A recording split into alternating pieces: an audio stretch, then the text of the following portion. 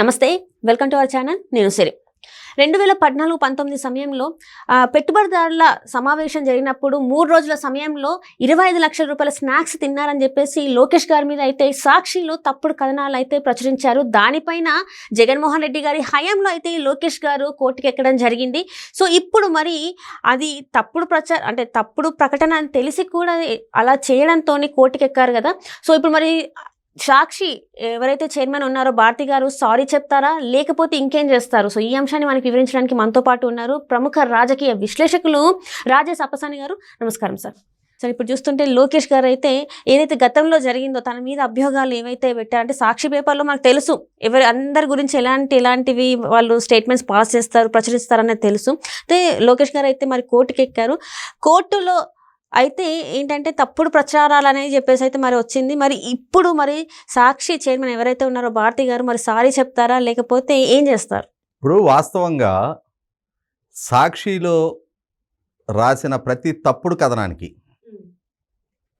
ప్రజల్ని తప్పుదో పట్టించే ప్రతి అసత్యపు వార్తకి భారతి గారు కనుక సారీలు చెప్పటం మొదలు పెడితే మనం రామకోటి రాస్తాం కదా, అట్లా సారీల కోటి రాయాలి. ఎందుకు అనంటే మనకి చాలా విస్తృతంగా ప్రచారంలో ఉన్న వార్త ఏంటి అంటే సాక్షి పేపర్ మొత్తం మీద నిజం ఒకే ఒక వార్త ఉంటుంది. అదేంటి అంటే ఆ రోజు డేటు, వారం. నేను నిజంగా ఏదైనా వార్త ఉంటుందేమో అని నేను అనుకుంటున్నాను. మీరు ఏమంటారంటే నిజం అంటే ఆ డేట్ ఇంకా ఆ రోజు అని చెప్తా.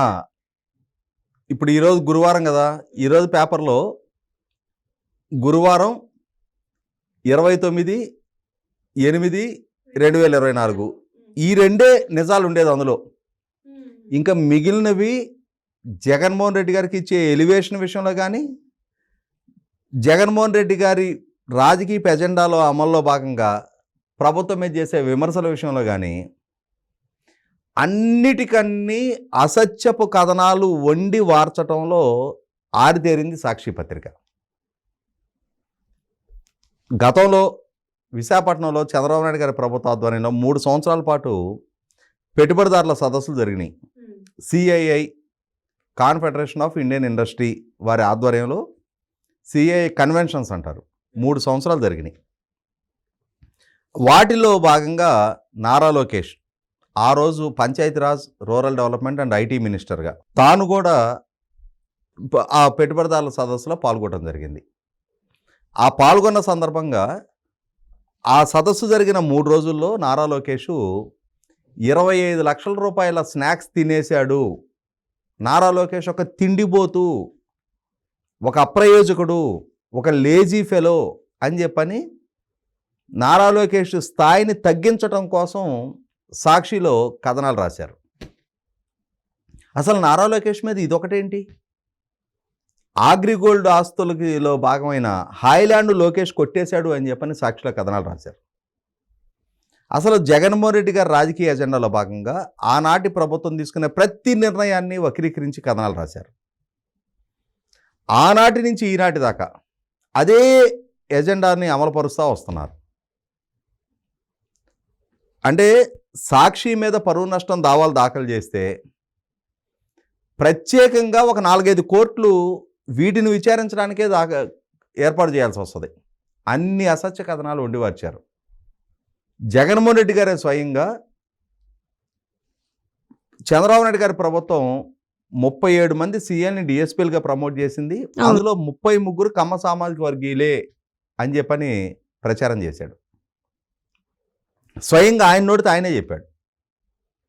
అదే అంశాన్ని సాక్షిలో ప్రచురించారు, సాక్షి ఛానల్లో చూపించారు, దాని మీద చర్చలు జరిపారు, దాన్ని విస్తృతంగా ప్రజల్లోకి తీసుకెళ్లారు, ఎన్నికల్లో ఒక ఎజెండాగా మలిచారు. ఆనాడు చంద్రబాబు నాయుడు గారి ప్రభుత్వాన్ని ఓడించారు, జగన్మోహన్ రెడ్డి గారు అధికారంలోకి వచ్చారు. ఆ రోజు వాళ్ళ కుటుంబ సభ్యుడు, వాళ్ళ సొంత చిన్నాన్న వాళ్ళ ఇంట్లో హత్య గావింపబడితే ఇది నారాసుర రక్త చరిత్ర అని చెప్పని ఒక బ్యానర్ ఐటమ్ రాశారు సాక్షిలో. కానీ సిబిఐ ఏమి నిర్ధారణ చేసింది? సూత్రధారులు ఎవరు, పాత్రధారులు ఎవరు? అంతా జగన్మోహన్ రెడ్డి గారి కుటుంబ సభ్యుల చుట్టూనే తిరుగుతుంది. మనకి వివేకం చూస్తే ఏదైతే మనకి యూట్యూబ్లో ఉందో అది చూస్తే సరిపోతుంది అనిపిస్తుంది సార్. అసలు అంటే వివేకం సినిమా అనేది ఒక డాక్యుమెంటరీ లాగా తీశారు. సిబిఐ కథనాన్ని రిఫ్లెక్ట్ చేస్తూ అసలు సిసల వాస్తవం ఇది అని చెప్పని ఆ వివేకం సినిమా యూట్యూబ్లో ఏ ప్లాట్ఫామ్ మీద పోస్ట్ అయినా మిలియన్స్ కొద్ది వ్యూస్ వచ్చినాయి. అంటే ప్రజలలో అప్పటికే జగన్మోహన్ రెడ్డి గారి వ్యక్తిత్వం ఏంటి, వాళ్ళు చేసే ప్రచారాలు ఏంటి అనేది ఒక స్పష్టత వచ్చేసింది. ఇటువంటి నేపథ్యంలో భారతి గారు ఏదో సంస్కారాన్ని ప్రదర్శిస్తారు.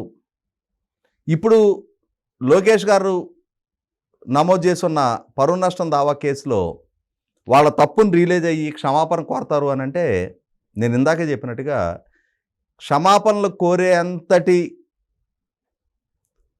అంటే సంస్కారాన్ని ప్రదర్శించటం అనేది వాళ్ళకి తెలియదు అసలు.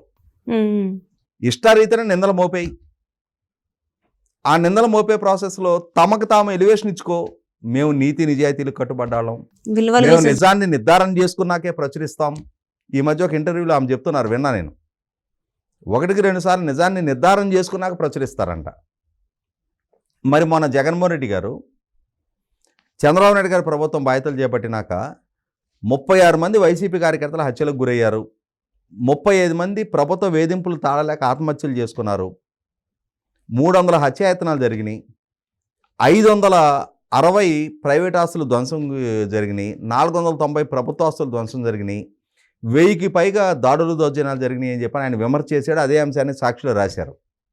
మరి ఆ 36 మంది హత్యలు గావింపబడ్డ వ్యక్తులు ఎవరో, వాళ్ళ ఐడెంటిటీ, పోస్ట్ మార్టం రిపోర్ట్లు, ఆ ఎఫ్ఐఆర్ కాపీలు పబ్లిష్ చేశారా? హోంమంత్రి కూడా అడిగారు కదా. అదే అంటున్నా, అసెంబ్లీ వేదికగా చాలామంది సవాల్ చేశారు. కాబట్టి ఇక్కడ భారతి గారైనా జగన్మోహన్ రెడ్డి గారైనా అబద్ధం ముందు పెట్టి వాళ్ళు వెనక పుట్టారు. నిజం గడప దాటేలోపు అబద్ధం ప్రపంచాన్ని చుట్టొస్తుంది అన్న అంశాన్ని చాలా విస్తృతంగా నమ్మారు, అమలుపరుస్తూ వచ్చారు. ఇటువంటి పరిస్థితిలో వీళ్ళ నైజం ఇది, వీళ్ళ అబద్ధపు బతుకుల మీదే వీళ్ళ పునాదులు నిర్మించుకుంటూ వచ్చారు. వీళ్ళ రాజకీయపు ఈ మనుగడ ఉనికి అబద్ధం మీదే చలామణి అవుతున్నారు అని చెప్పని రుజువు చేయడానికి నారా లోకేష్ పరువు నష్టం దావా దాఖలు చేశాడు. కానీ ప్రజలకు ఒక స్పష్టత ఉంది. కాబట్టి ఆ సాక్షి పేపర్ ఏంటి, ఆ సాక్షి పేపరు జగన్మోహన్ రెడ్డి గారి ప్రభుత్వం ద్వారా వాలంటీర్లకి డబ్బులు చెల్లించి, ప్రభుత్వ కార్యాలయాలకి సర్క్యులేషన్ వేయించి, ఆర్కెస్ట్రేటెడ్గా సర్క్యులేషన్ పెంచుకున్నారు. ఒకసారి అధికారం కోల్పోగానే లక్షలాదిగా ఇవాళ సాక్షి పేపర్లో సర్క్యులేషన్ ఒక్కసారిగా డౌన్ అయింది. అంటే ప్రజల డబ్బుతోటి ఆ సర్క్యులేషన్ పెంచారు. ఇవాళ అటువంటి సాక్షిలో రాసే ప్రతి కథనానికి ఇవాళ ప్రజలలో 0.1% కూడా క్రెడిబిలిటీ లేదు. కాబట్టి మీరు ఎక్కడైనా గమనించండి, ఏ టిఫిన్ సెంటర్లో రోడ్డు మీద బండి దగ్గర చూసినా పొట్లాలు కట్టేది సాక్షి పేపర్లోనే. మిరపకాయ బజ్జీలు కానీ ఎక్కడ చూసినా సరే మనకు పొత్తులుగా సాక్షి పేపర్లే ఉంటాయి. అమ్ముడు పోక ప్రజల క్రెడిబిలిటీ పోయి దానికి యజమానులు జగన్మోహన్ రెడ్డి గారు, ఆయన సతీమణి భారతి గారు కుసంస్కారపు రాతలు రాయటం, అసత్య కథనాలు వండివార్చటం, వాటి మీదుగా రాజకీయ మనుగడ సాగించాలని చూస్తున్నారు. మొన్న ఎన్నికల్లో ఘోరమైన తీర్పు ప్రజలు ఇచ్చినా కూడా గుణపాఠం నేర్చుకోవడానికి వాళ్ళు ఏ స్థాయిలో కూడా సిద్ధంగా లేరు. రేపు చట్టపరంగా నారా లోకేష్ వీళ్ళ తప్పు నిర్ధారణ చేయించినా వాళ్ళైతే రియలైజ్ అవ్వరు, వాళ్ళ తప్పును సరిదిద్దుకోరు.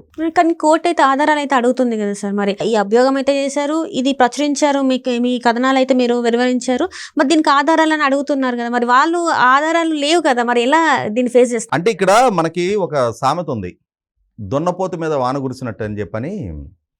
కేసులు పదుల సంఖ్యలో ఎదుర్కొని వందలాది సందర్భాల్లో కేసులు విచారణకు హాజరయ్యి కేసులు అంటే తోలుమందంగా తయారైపోయిన తర్వాత మీకు నాకున్నంతటి అరే మన మీద కేసు వచ్చిందే, మన క్యారెక్టరు, మన క్రెడిబిలిటీ ఇవాళ ప్రశ్నార్థకంగా మారుతుంది, చర్చనీయాంశంగా మారుతుంది అని చెప్పని సామాన్యులు మనం ఆలోచిస్తాం. వాళ్ళకి కనీసం చీమ కుట్టినట్టు కూడా అనిపించదు.